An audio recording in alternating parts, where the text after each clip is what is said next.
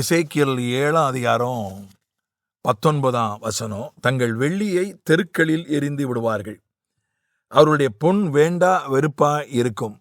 கர்த்தருடைய சினத்தின் நாளில் அவர்கள் வெள்ளியும் அவர்கள் பொன்னும் அவர்களை விடுவிக்க மாட்டாது.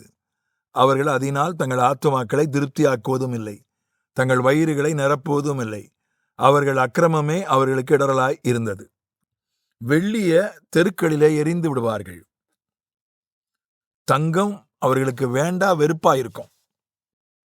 தங்கம்னாலே தமிழர்களுக்கு அவ்வளோ ஒரு மயக்கம். வெள்ளியையும் நிச்சயமாக தமிழர் கலாச்சாரத்திலே அது இருக்கிறது. அவர் வெள்ளி தட்டில் சாப்பிடுவாருன்னு பெரிய பணக்காரங்களை பற்றி சொல்லுவாங்க. அதனால தமிழ்நாட்டில் கேட்கவே வேண்டாம். உலகத்திலே இந்தியாவில் தான் அதிகமாய் தங்கம் பயன்படுத்தப்படுகிறது உலகத்திலே. அதுவும் தமிழகத்தில் கேட்க வேண்டாம். வட இந்தியாவில் இருக்கிற திருடர்களெல்லாம் விமானத்தில் ஏறி தமிழ்நாட்டில் நகைகளை கொள்ளையடிச்சிட்டு அதுக்கப்புறம் ரோடு வழியாக தப்பிச்சு போயிடுறாங்க. ஏன்னா இங்கே தான் நிறையா தங்கம் இருக்கிறது. தங்கம்னா அவ்வளவு, ஏன்னா நம்ம ஊரில் பேரெல்லாம் அப்படி தான் வைப்பாங்க. தங்கம்னு இருக்கும், இல்லை பொண்ணுன்னு இருக்கும், இல்லை கனகம்னு இருக்கும். எல்லாமே தங்கன்னு அர்த்தம். கனகம்னாலும் தங்கன்னு தான் அர்த்தம். கனகராஜி, கனகசீலி, கனகராஜி, தங்கம், தங்கராஜி, அந்த மாதிரி ஹிந்தியிலையும் அதே மாதிரி தங்கன்ற பேர் வர்ற மாதிரி பேர்கள் உண்டு. அவ்வளவு தங்கம்னா யாருக்குமே விருப்பம்தான்.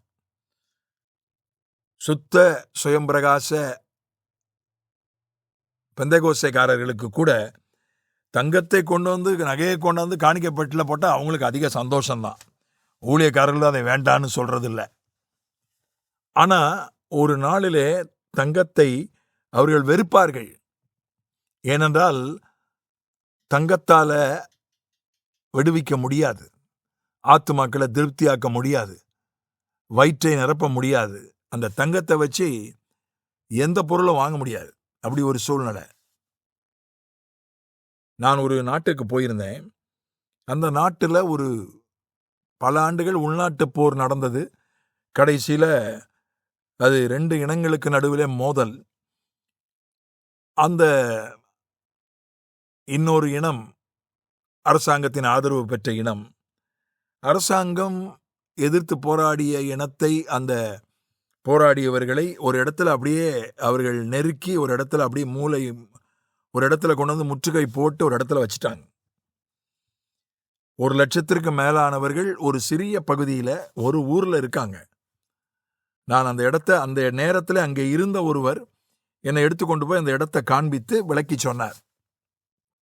அப்போ அவர் சொன்னார், அங்கே 2 தேங்காய், ஒரு ஆட்டோ ரிக்ஷாவை கொடுத்தா 2 தேங்காய் வாங்கலாமா, அவ்வளோதான். ஒரு ஆட்டோ ரிக்ஷான்றது இங்கேருந்து இந்தியாவிலேருந்து ஆட்டோ ரிக்ஷா அந்த நாட்டுக்கு போகுது.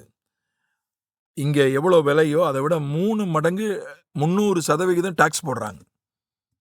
அது போக ₹1 என்பது அந்த நாட்டு ரூபாய்க்கு ₹4. இப்போ ஒரு 2 லட்சம் ரூபாய்க்கு இங்கேருந்து ஆட்டோ வாங்கிட்டு போனால் 6 லட்சம் ரூபா அங்கே வரி போடுவாங்க. 8 லட்சம்.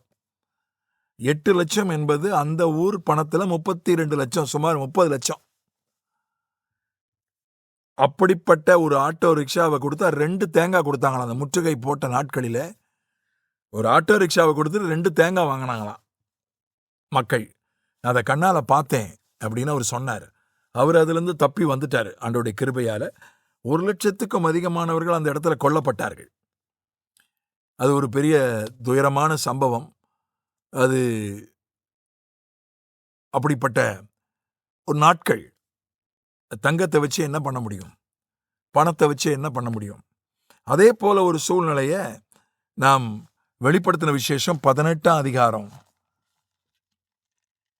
11வது வசனத்தில் படிக்கிறோம். தங்கத்தை வாங்கிறதுக்கு ஆளே இருக்காதாம். நடக்க போகிற ஒரு விஷயம்.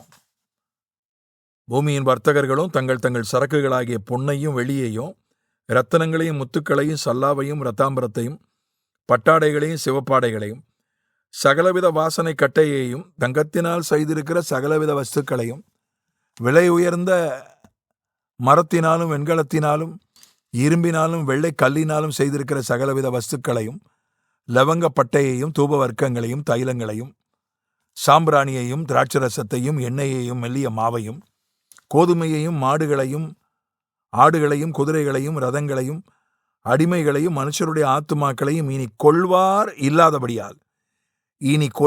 இல்லாதபடியால் அவளுக்காக அழுது புலம்புவார்கள். எதிர்காலத்தில் இது ஒரு தீர்க்க தரிசனம். எதிர்காலத்தில் ஒரு உலக சந்தை, ஒரு உலக பொருளாதார மையத்தை அந்தி கிறிஸ்து கட்டுவான். அது ஈராக் தேசத்தில் கட்டப்படும். பாபிலோன் மறுபடியும் கட்டப்படும். பாபிலோன் தான் உலக வர்த்தக மையமாக இருக்கும். கர்த்தர் அதை நியாயம் தீர்ப்பா, அது அழிக்கப்படும். அது அழிக்கப்பட்ட பிறகு வியாபாரிகளெல்லாம் உலகத்தின் வியாபாரிகளெல்லாம் புலம்புவார்கள். தங்கத்தையும் வெள்ளியையும் வாங்கிறதுக்கு ஆள் இல்லையே, இனி யார் வாங்குவார்கள் என்று கதறி அழுவார்களாம். ஆகவே தங்கத்தையும் வெள்ளியையும் வாங்கிறதுக்கு கூட ஆள் இல்லாமல் போய்விடுமாம். அப்படி ஒரு சூழ்நிலை வருமாம். தங்கம் நமக்கு தேவைதான், வெள்ளி நமக்கு தேவைதான், அது நமக்கு தேவை, அவ்வளவுதான்.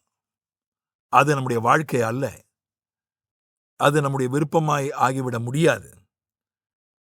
அதனால ஆண்டவரை,